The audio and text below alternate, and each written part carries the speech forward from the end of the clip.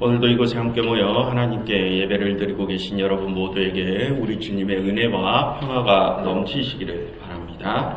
우리는 지난주까지 몇 주간에 걸쳐서 마태복음이 소개하고 있는 예수님의 산상설교를 전부 다 살펴봤습니다. 오늘부터는 이전에 예고해 드린 대로 예수님께서 산상설교 중간에 나오는 예수님께서 가르쳐 주신 기도에 관한 부분을 다시 한번 살펴보는 시간들을 가져보려고 합니다. 그 기도는 우리가 항상 되뇌이는 주기도문입니다. 지난번에는 산상설교의 대주제 하나님의 나라에 맞춰서 그 큰 흐름 속에서 이 주기도문의 의미를 살펴보았습니다. 그럼 여러분, 하나님의 나라라는 주제에 맞추어서 이 주기도문은 어떻게 해석되어졌습니까? 먼저 이 기도는 크게 두 부분으로 나누어진다고 했습니다. 9절부터 10절은 하나님에 대한 간구, 그리고 11절부터 13절은 우리에 대한 간구로 나누어진다고 했습니다. 그리고 14절과 15절은 12절에 대한 부연 설명 단락이라고 했습니다. 그 중에서 먼저 9절과 10절이 하나님의 나라라는 주제에 맞춰서 어떻게 해석되어졌는지를 한번 떠올려 보도록 하겠습니다. 9절과 10절을 보시면 하나님에 대한 세 가지 간구가 나옵니다. 하나님의 이름이 거룩하게 여김을 받게 해주시라는 것, 하나님의 나라가 임하게 해주시라는 것, 또 하나님의 뜻이 하늘과 이 땅에 이루어지게 해주시라는 것. 이 9절과 10절의 내용은 하나님의 온전한 나라를 이루시고 그 온전한 나라에서 하나님만이 영광 받으시라는 기도였다고 했습니다. 그리고 이번에는 11절부터 13절에 있는 우리에 대한 간구 부분은 어떻게 해석되어졌는지 한번 떠올려 보겠습니다. 여러분, 11절에서는 일용할 양식을 구하고 있죠. 그럼 여러분, 여기서 구하는 일용할 양식이란 누구를 위한 양식이었습니까? 당시에 실제로 하루하루의 끼니를 걱정해야 하는 가난한 자들이 먹을 양식이라고 했습니다. 그러니 우리가 일용할 양식을 구할 때는 우리의 주위에 있는 가난한 자들을 항상 생각하면서 기도를 해야 한다고 했습니다. 그렇게 우리가 우리 주위의 약한 자들을 챙기는 것이 하나님 나라의 모습이라는 것이죠. 그리고 12절에서 우리가 우리에게 죄를 사하여 준 것 같이 우리 죄를 사하여 주시라는 부분은 또 어떻게 해석되었습니까? 우리가 서로의 죄를 사하여 주는 모습이 하나님의 나라의 모습이라는 것입니다. 그리고 13절에서 시험에 들게 마시고 악에서 구하여 주시라는 간구는 또 어떻게 해석됩니까? 우리가 하나님의 나라에 들어갈 수 있도록 시험에 들게 마시고 악에서 구하여 주시라는 것이었습니다. 이처럼 이 주기도문은 하나님에 대한 간구 부분과 우리에 대한 간구 부분 모두 하나님의 나라를 위한 기도였다고 했습니다. 지난번에는 그렇게 하나님의 나라라는 주제의 흐름에 맞춰서 크게 이 주기도문을 살펴봤습니다. 오늘부터는 그보다 좀 더 깊숙하게 들어가서 이 기도문을 하나하나 해부해보는 시간을 가져보도록 하겠습니다.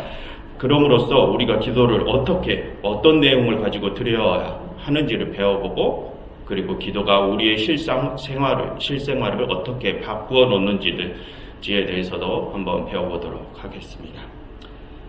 여러분, 기도가 무엇입니까? 우리는 기도를 왜 드리는 것입니까?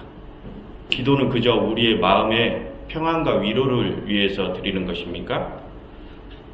물론 그런 효과도 있습니다. 하지만 화면을 보십시오. 하지만 성경에서는 분명히 하나님께서 항상 우리의 간구를 들으신다라고 말을 하고 있습니다. 여러분, 그것은 우리가 드리는 기도가 그냥 우리의 마음의 평안이나 위로를 얻는 것에 그치는 것이 아니라 분명하게 우리의 실생활에서 이루어지고 적용이 된다는 것을 말해주는 것입니다. 여러분, 지난주에 신앙이란 우리의 확신이나 신념과 같은 사고체계가 아니라고 말씀을 드렸습니다. 신앙이란 우리의 실질적인 삶의 모습이 참된 신앙이고 믿음이라고 했습니다. 여러분, 그것은 신앙이라는 것이 허황된 망상이나 실체가 없는 사변적인 그런 인식체계가 아님을 뜻하는 것입니다. 실질적이고 실존적인 문제를 다루는 것이 신앙이라는 것입니다. 그처럼 기도 역시 마찬가지입니다. 기도라는 것은 해놓고 들어주시면 고맙고 아니면 말고 이런 식이라든지, 또 조금 전에 말씀드린 것처럼 마음의 평안을 얻고 끝나는 것이 아니라는 것입니다. 기도 역시 우리에게 실질적으로 영향을 미친다는 것입니다. 하나님께서 분명히 말씀을 하셨기 때문입니다. 여러분, 하나님은 믿으면서 그의 말씀에는 확신을 갖지 못하는 것은 앞뒤가 맞지 않는 것입니다. 우리가 하나님을 믿는다면 하나님의 말씀에도 확신을 가져야 합니다. 하나님께서는 분명히 말씀하셨습니다. 우리의 기도를 들으신다고 말입니다. 그러니 우리가 드리는 기도는 우리의 실질적인 생활에 분명히 영향을 끼친다는 것입니다. 여러분들께서는 이것을 확신을 하시기 바랍니다. 하지만 여러분, 우리의 실제 경험을 돌이켜보자면 우리의 간구가 모두 다 이루어지는 것은 아니었지 않습니까? 그럼 여러분 왜 그럴까요? 우리의 확신이 부족해서일까요? 아니면 하나님께서 우리의 모든 기도를 들으신다는 그 말씀이 잘못된 것일까요? 여러분, 그런 것이 아니라고 했습니다.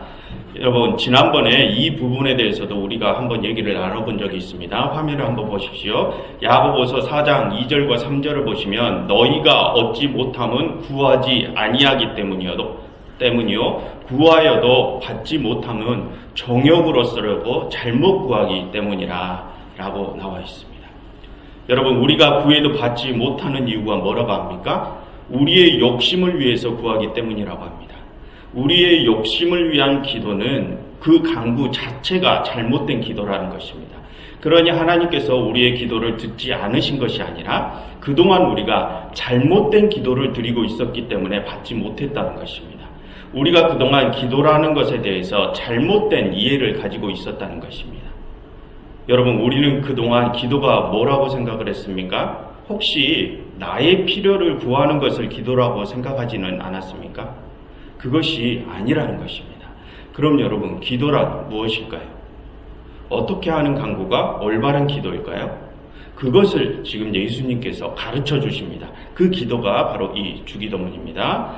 예수님께서는 이 기도문을 통해서 우리가 드려야 할 기도의 본보기를 가르쳐 주십니다.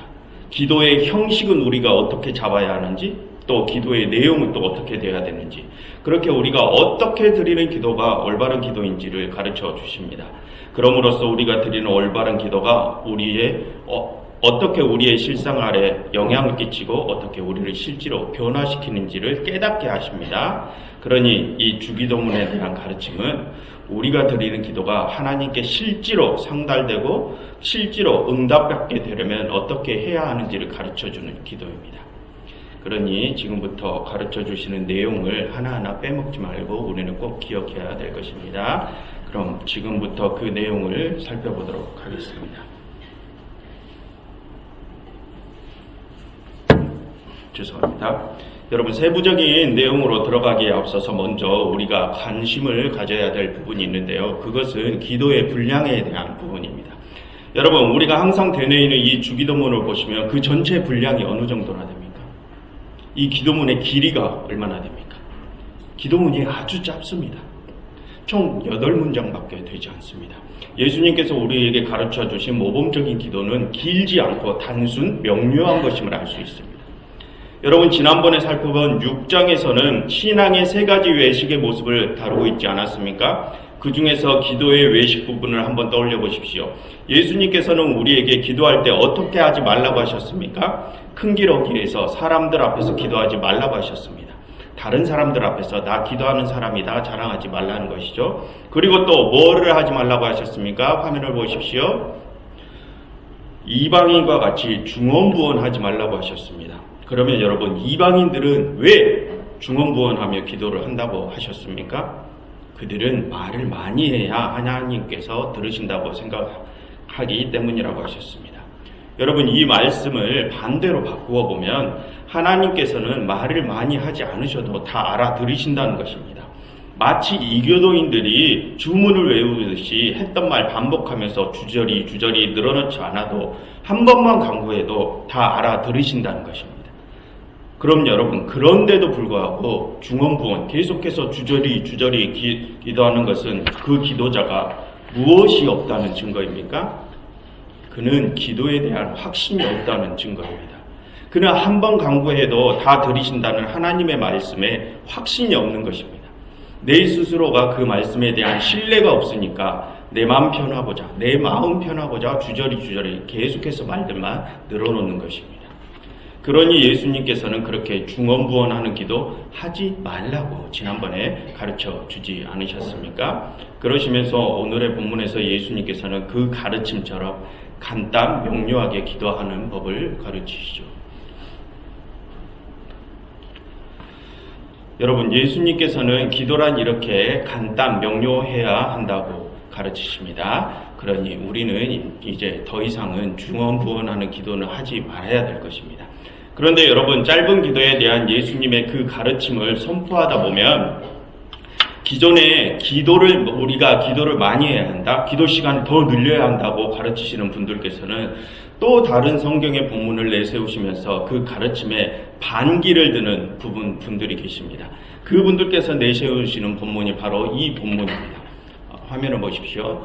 한번 같이 읽어보실까요? 항상 기뻐하라.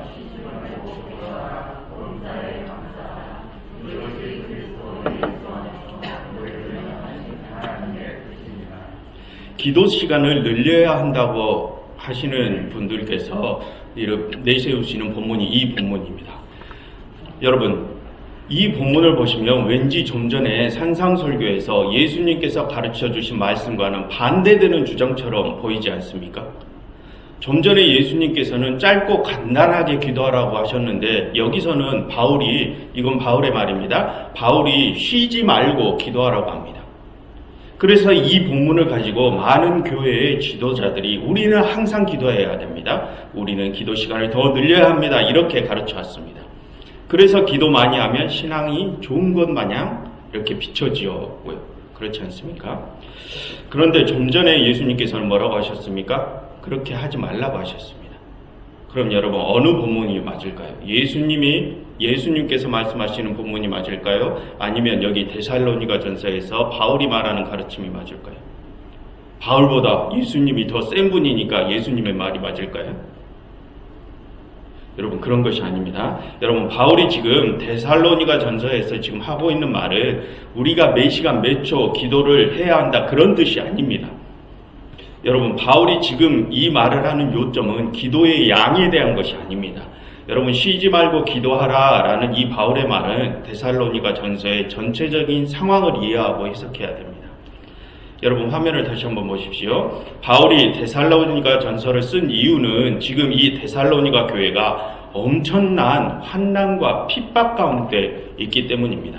그런 상황 속에서도, 그런 환난과 핍박 속에서도 지금 데살로니가 교회가 바울의 모습을 본받아서 신앙을 굳건히 지켰기 때문에 바울이 그 신앙을 칭찬해주고 그 신앙을 계속 고수해 나가도록 하기 위해서 이 데살로니가 전서를 쓴 것입니다. 그러니 여러분, 바울이 지금 그들에게 쉬지 말고 기도하라고 하는 말의 뜻은 너희가 지금 계속 환난과 핍박 가운데 있는데 그 환난과 핍박을 이길 힘을 주시라고 간구하라는 것입니다. 그 환난과 핍박 중에서도 기뻐할 줄 알라는 것입니다. 그 환난과 핍박의 상황이 그리스도의 길을 따르고 있는 증거라는 것에 감사하라는 것입니다. 그러니 그 환난과 핍박을 이길 힘을 주시라고 그 환난과 핍박 속에서도 하나님의 뜻을 굳건히 지키게 해달라고 간구하라는 것입니다. 그들이 하루에도 몇 번씩 그런 핍박을 받고 있으니까요. 그러니 그렇게 힘이 들 때면 하나님께 도와주시라고 간구하라는 데 요지가 있는 것이지, 내 필요를 위해서 중언부언 계속 기도해라, 그냥 의미 없이 기도 시간 늘려라, 이런 뜻이 전혀 아니라는 것입니다. 그런데도 그런 전체적인 내용을 인지하지 못한 채 단지 이 부분만을 가지고 우리는 몇 시간 기도를 해야 됩니다, 기도 시간 늘려야 됩니다 라고 가르치는 것은 성경에 대한 이해가 조금 부족한 것입니다. 그러니 여러분, 이 부분에 대한 오해는 이제 없으시기를 바랍니다. 예수님께서는 분명히 기도는 간단하고 명료하게 하라고 가르치셨습니다. 이제 세부적인 내용으로 한번 들어가 보겠습니다. 여러분, 9절을 함께 보시죠. 예수님께서는 이렇게 기도하라고 말씀하시면서 기도의 서두는 이렇게 열라고 가르치십니다. 여러분, 우리가 기도할 때는 어떻게 그 서두를 열어야 합니까? 하늘에 계신 우리 아버지여 라고 기도를 시작하라고 가르치십니다. 여러분, 이것은 우리가 드리는 기도에는 확실한 대상이 있음을 알려주시는 것입니다. 그리고 그 기도를 시작할 때는 그 확실한 대상을 분명히 아뢰라는 것입니다. 그럼 여러분, 우리가 드리는 기도의 대상은 누구입니까? 당연히 하나님이시죠. 그런데 여기서 우리가 또 알아야 될 것은 우리가 드리는 기도의 대상이 어떤 분이시냐는 것입니다. 어떤 하나님이냐, 그것입니다. 여러분, 예수님께서는 그 기도의 대상이 어떤 분이시라고 합니까? 하늘에 계신 우리의 아버지라고 하십니다. 먼저 하나님께서 계신 장소를 한번 보겠습니다. 여러분, 하나님께서 어디에 계신다고 합니까? 하늘에 계신다고 합니다. 여러분, 이것은 하나님께서 저 구름 뒤에 공중에 계신 뜻이 아니라고 지난번에 말씀을 드렸습니다. 그것은 고대의 이원론적인 세계관 속에서의 그냥 표현일 뿐이라고 했습니다. 그렇게 하나님께서 저 공중에 계시다는 것이 아니라 하나님이 우리와는 다른 차원에 속하신 분이다. 하나님께서는 우리 피조물들과는 다른 존재이시다라는 것입니다. 즉, 예수님께서 하나님을 하늘에 계신 분이라고 소개하는 것은 우리와 같은 기도자와 기도의 대상이 되신 하나님은 서로 다른 존재라는 것을 구별시켜주는 것입니다. 구분시켜주는 것입니다. 하나님은 우리와 다르게 거룩한 위치에 계시는 분, 하늘에 계신 분은 지상에 있는 우리와 존재론적으로 격이 다른 분이라는 것입니다. 그러니 하나님은 우리와 같은 기도자가 우리 마음대로 좌지우지할 수 없는 분이라는 것입니다. 여러분, 여기에는 우리의 기도로 하나님을 조종할 생각 말라는 뜻이 내포되어 있습니다. 여러분, 솔직히 우리는 지금까지 우리의 욕심을 채우기 위한 강구도 많이 드렸지 않습니까? 그런데 지금 예수님께서는 우리와 하나님은 존재론적으로 다른 분이니 우리의 욕심대로, 마음대로 아무 기도나 드려도 되는 분이 아님을 가르쳐주고 계십니다. 여러분, 내 욕심대로 내 소원을 하나님께 내 마음대로 빌고 나서 그 응답을 기다리는 것은 내가 하나님을 내 소원을 들어준 소원 성취 수단으로 보는 것이지 하나님을 경외하고 섬기는 자세가 아닙니다. 여러분, 하나님께서는 우리와는 다른 존재이십니다. 우리의 소원을 들어줄 소원 성취 수단이 아니라 우리가 섬겨야 할 분이심을 꼭 기억하시길 바랍니다. 그리고 또 우리가 기억해야 할 것은 그렇게 하나님께서는 우리와 격이 다른 존재이시니 우리가 두려움으로 경외하고 섬겨야 할 분이시기도 하지만 하나님께서 하늘에 계시다는 것은 하나님의 능력에는 제한이 없으시다는 것도 보여주는 것입니다. 하나님께서는 자연세계를 창조하신 창조자라는 것입니다. 즉, 하나님의 전능하신 능력 또한 우리가 잊지 말아야 한다는 것입니다. 그러니까 우리가 우리의 욕심을 위하는 기도, 그런 잘못된 기도가 아닌 이상 예수님의 가르침대로 우리가 충실하게 드리는 올바른 기도는 전능하신 하나님께서 반드시 들어주신다는 것 또한 우리가 잊지 말아야 한다는 것입니다. 그런데 그 조건이 뭐라고요? 내 욕심을 채우기 위한 기도가 아니라 예수님의 가르침에 충실한 기도, 하나님의 뜻에 합당한 기도여야 한다는 것입니다. 그리고 이제 다음을 보시면 예수님께서는 하나님을 뭐라고 부르십니까? 하늘에 계신 우리 아버지라고 부르십니다. 예수님께서는 하늘에 계신 하나님을 아버지라고 부릅니다. 여러분, 우리 한국의 성경을 보면 이 문장이 하늘에 계신 우리 아버지라고 이렇게 하늘이라는 단어가 가장 앞에 나오지 않습니까? 그런데 헬라어 원어 성경을 보면 우리말 성경처럼 나오지 않고 가장 먼저 아버지라는 단어가 가장 먼저 나옵니다. 아버지의, 우리의, 하늘에 계신 분, 이런 순서로 나옵니다. 여러분, 우리 한글은 어느 정도 문장에 문법에 무슨 순서가 있지 않습니까? 주어가 먼저 나온다든지 목적어가 다음에 나오고 무슨 동사가 다음에 나오고 이런 순서가 있지 않습니까? 그런데 헬라어는 우리말과는 다릅니다. 문장 문법의 순서가 아주 자유롭습니다. 목적어를 앞에 쓰고 싶으면 쓰고 동사를 뒤에 쓰고 싶으면 쓰고 이렇게 말하는 사람 마음대로 자기가 강조하고 싶은 대로 순서를 나열할 수 있습니다. 그게 헬라어의 특징입니다. 그런데 지금 살펴보는 하늘에 계신 우리 아버지라는 문장을 헬라어로 보면 아버지라는 단어가 가장 앞에 나온다는 것입니다. 여러분, 이게 무슨 뜻일까요? 예수님께서는 가장 강조하시는 단어가 아버지라는 단어라는 것입니다. 다른 모든 말들보다 아버지를 강조합니다. 여러분, 이것은 예수님께서 우리 기도자와 하나님의 관계를 가장 먼저 내세우신다는 것입니다. 그런데 그 관계가 어떤 관계라고요? 기도자와 하나님의 관계는 아버지와 자녀의 관계라는 것입니다. 좀 전의 말씀처럼 우리와는 격이 다른 그 절대자, 권능자께서 기도자와 아주 먼 관계가 아니라 기도자와 가장 가까운 관계, 부모 자식 간의 관계라는 것입니다. 즉 예수님께서는 지금 하나님께 간구를 드리면서 아빠가 자녀를 돌보시는 것처럼 그렇게 하나님 아버지께서 기도자인 우리를 돌보아 주시기를 내세우시는 것입니다. 하나님께서는 자녀를 돌보실 책임이 있음을 내세우시는 것입니다. 그러면서 기도자들에게 너희가 기도를 드릴 대상은 너희를 책임지고 돌봐 주실 아버지라는 것을 기억하게 하시는 것입니다. 그러니 너희는 안심하고 기도하라는 것입니다.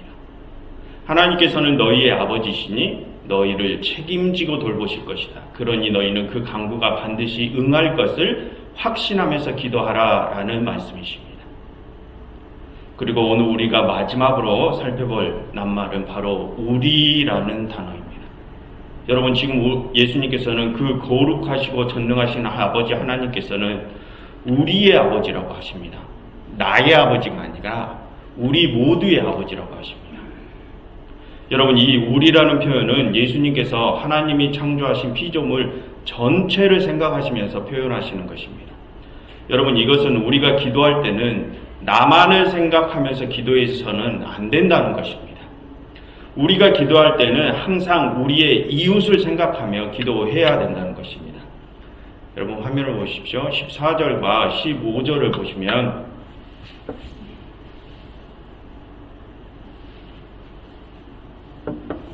죄송합니다. 14절과 15절을 보시면 하나님께서는 우리가 서로의 잘못을 용서해야만 하나님께서도 우리의 잘못을 용서하신다고 말씀을 하고 계십니다. 이 말씀은 반대로 우리가 이웃과의 관계가 파괴된 상태에서는 하나님이 우리를 용서하지 않으신다는 것입니다.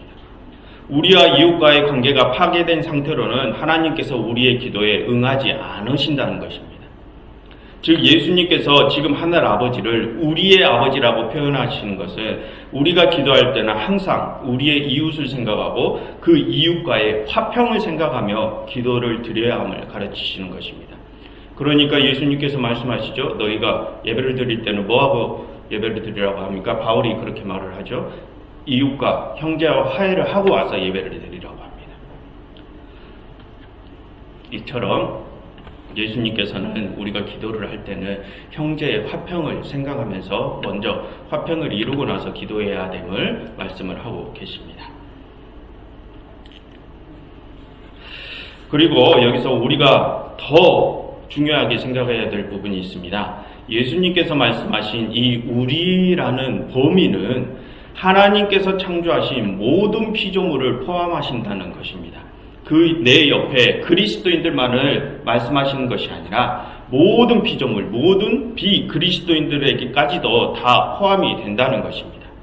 그러니 우리의 기도는 그들 모두를 위한 기도여야 한다는 것입니다. 왜냐하면 예수님께서 비그리스도인들까지 우리라고 표현하신 데에는 그리스도인들과 비그리스도인들 모두가 똑같이 하나님의 돌봄의 대상이고 똑같이 하나님의 사랑의 대상이라는 평등한 관계의 의미가 내포되어 있기 때문입니다. 여러분 화면을 다시 보십시오. 디모데 함께 같이 한번 읽어보시겠습니다. 하나님은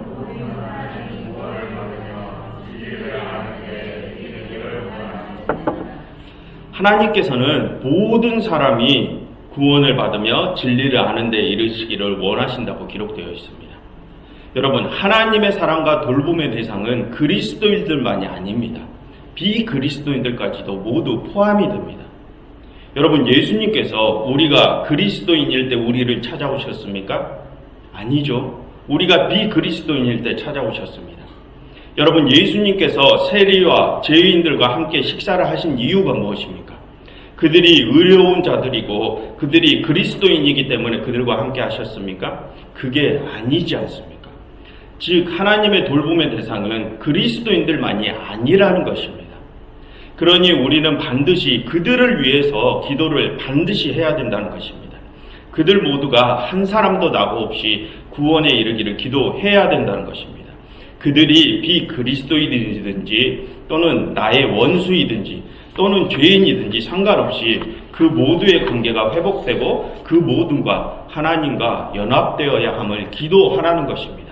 그것이 모든 피조물들에게 평등하신 아버지께 드리는 기도라고 지금 예수님께서는 가르치시고 계십니다. 여러분, 오늘 우리는 주기도문의 도입부만을 살펴봤습니다. 예수님께서는 오늘 우리에게 기도를 드릴 대상이 누구인지, 그분이 누구신지, 그리고 우리가 어떤 마음으로 기도를 시작해야 하는지를 알려주셨습니다. 예수님께서 가르쳐 주신 기도의 대상은 우리와는 절대적으로 다른 권능의 존재이셨습니다. 그러니 우리가 우리의 욕심대로, 우리 마음대로 기도드리면 안 된다고 가르쳐 주셨습니다. 반면에 그 권능의 존재는 우리의 아버지이시기도 하기에 우리의 기도를 반드시 들어주시는 분이시라는 것도 알려주셨습니다. 그러니 기도를 드릴 때는 하나님께서 반드시 그 기도를 들어주시는다는 것을 확신하며 기도하라고 가르쳐 주셨습니다. 그런데 조건은 하나님의 뜻에 합당한 기도여야 한다는 것입니다. 또한 그 아버지께서는 세상의 모든 피조물의 아버지이시기 때문에 우리가 기도할 때는 항상 내 주위의 모든 이웃을 생각하면서 기도해야 한다고 가르쳐 주셨습니다. 나와 친한 이웃만이 아니라 나와 원수인 자까지, 그리고 그리스도인을 넘어서 비그리스도인들까지 그들 모두를 생각하면서 기도해야 한다고 가르쳐 주셨습니다. 그렇다면 여러분, 우리는 지금까지 어떻게 기도를 했는지 한번 떠올려 보십시오. 나는 지금까지 어떻게 기도를 드렸습니까? 만약 지금까지 내가 오늘 예수님께서 가르쳐 주신 대로 기도를 드리지 않고 있었다면 이제부터는 그 기도의 내용과 방법을 바꾸시기를 바랍니다. 여러분, 예수님께서는 분명히 말씀하십니다. 나의 의의를 드러내는 기도, 외식하는 기도, 나의 욕심을 채우기 위한 기도, 그런 기도는 모두 잘못된 기도라고 했습니다. 혹시 내가 지금까지 드렸던 기도가 이와 같은 것들이라면 이제 그런 강구는 버리시기를 바랍니다. 또한 내가 기도할 때 내 이웃은 제쳐버리고 나만을 위한 기도, 나와 가까운 이들만을 위한 기도를 드렸다면 그런 방법도 이제는 버리시기를 바랍니다. 여러분, 예수님께서는 세상 모두를 위하여 전능하신 우리의 아버지께 기도드리라고 가르쳐 주셨습니다. 여러분, 오늘의 가르침은 우리에게 어떤 감동을 주거나 우리에게 경각심을 심어주는 가르침은 아니었습니다. 그러나 오늘의 가르침은 우리의 신앙을 올바른 방향으로 성장시키는데 바탕이 되어줄 아주 중요한 가르침이었습니다. 여러분, 기도는 우리가 신앙생활을 하는데 아주 중요한 부분을 차지하지 않습니까? 우리가 드리는 기도를 하나님께서는 반드시 들으시고 그 기도가 우리의 실제적인 삶에 분명한 영향을 미치기 때문에 우리가 드리는 기도가 올바른 기도가 되게 하는 것은 너무나도 중요합니다. 오늘의 말씀이 다소 딱딱하게 들리셨을 수도 있지만 여러분, 예수님께서 오늘 우리에게 가르쳐 주신 말씀을 꼭 기억하시고 이제는 예수님께서 가르쳐 주신 방법대로 기도 드리시는 연습을 하시길 바랍니다. 그리고 마지막으로 당부를 드립니다. 여러분, 이제 그만 우리와 같은 다른 사람들이 가르쳐 준 기도의 방법은 버리시기를 바랍니다. 그렇게 사람들이 가르쳐 준 방법대로 제 아무리 간구해도 하나님께서는 듣지 않으십니다. 그러니 오직 우리 주 예수 그리스도께서 가르쳐 주신 그 방법대로 기도하시어서 하나님의 한량없는 사랑하심과 돌보심을 풍성하게 받으시는 여러분들이 되시기를 간절히 바랍니다.